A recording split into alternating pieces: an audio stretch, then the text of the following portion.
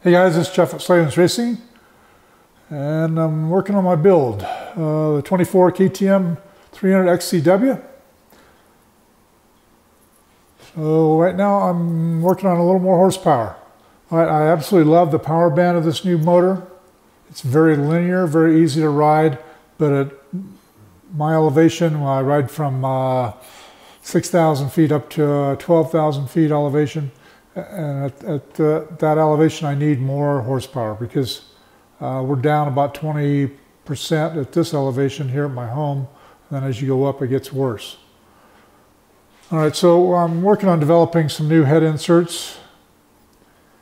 Stockers there on the right. One on the left is for low elevation, higher compression than the one on the right, but it's for low elevation.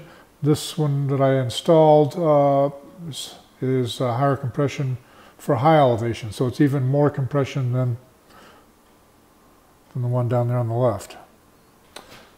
All right, you can see I've also added some titanium head bolts here, just dress it up a little, and Samco hoses. The stock hoses, I've seen them fail too many times. They split, and of course it's always in the worst possible situation.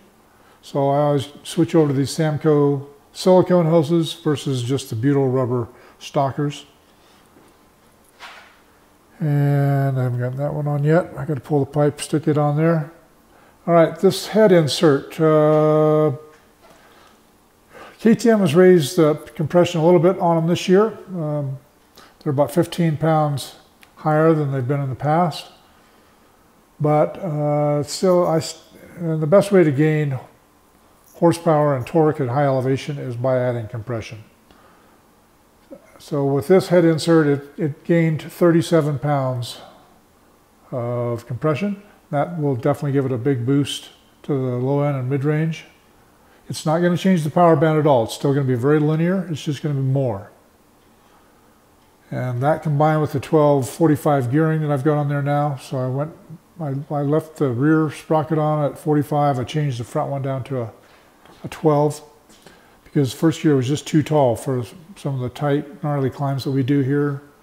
You know, in the high elevation with especially the switchback, stuff like that, or just trying to get up to some of these gnarly hills that we have.